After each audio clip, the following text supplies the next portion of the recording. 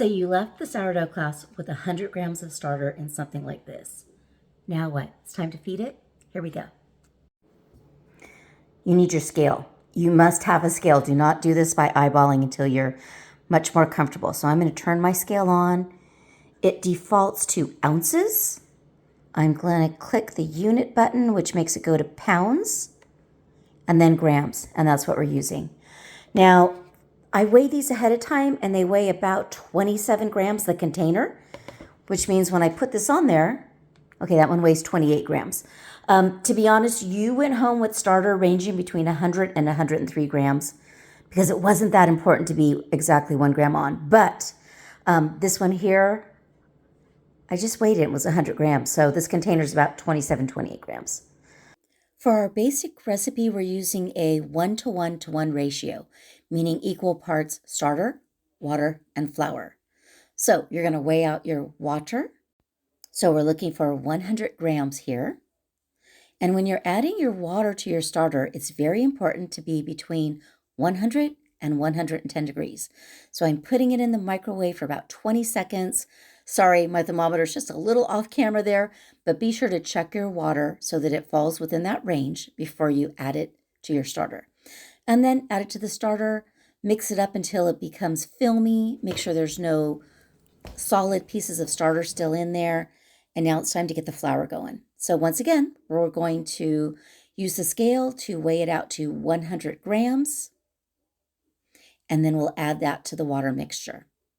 Go ahead and just mix that in until all of the powder is incorporated in. Make sure there's no powder sitting on the bottom or around the sides. As you see me mix this in, you'll notice that I'm careful to scrape the sides of the container down so that you're not left with starter all around the sides of the top of the container.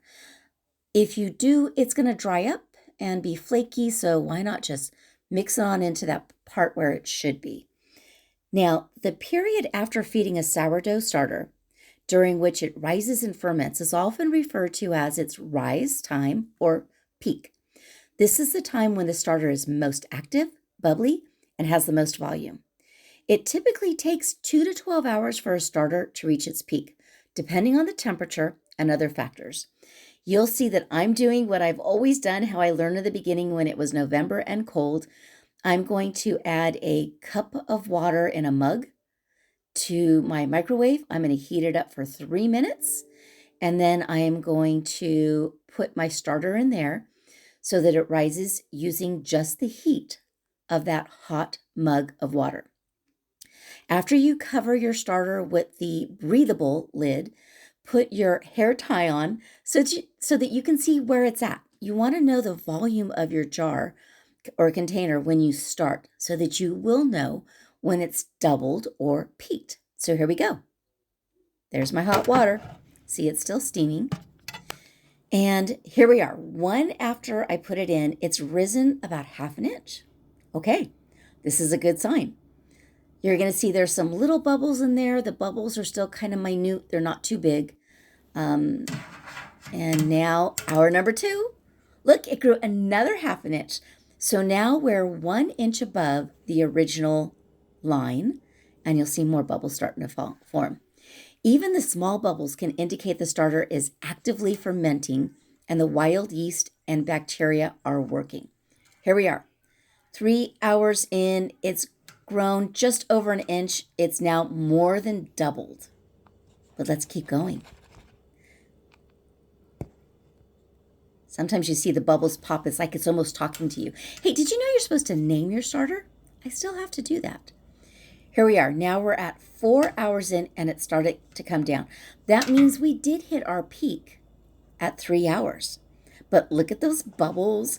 The size of the bubbles in a sourdough starter can indicate different things, but it's not necessarily a direct reflection of the starter's health or readiness for baking. Larger bubbles are often associated with a higher protein flour or lower hydration levels. We're not even getting into that yet. While smaller bubbles can be caused by lower protein flours, higher hydration, or insufficient feeding. Bread flour does have a little more protein than all-purpose, which leads to a stronger gluten network, making it ideal for breads that require a chewy texture or a strong structure. At this point, your starter has reached its full active level. You can use it now or put the hardcover on and put it in the fridge to use within a day or 2 or 3. But we're going to try something different. Look at this fully active starter. Look at the structure in it. Look at the holes.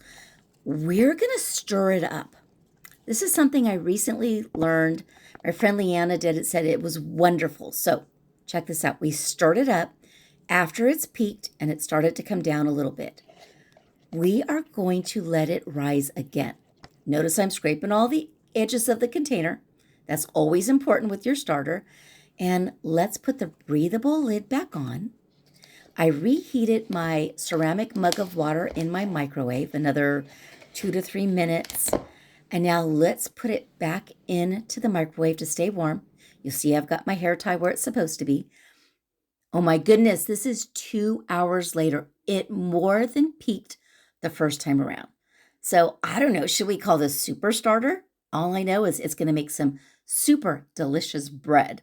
The whole structure looks about the same. Let's start baking.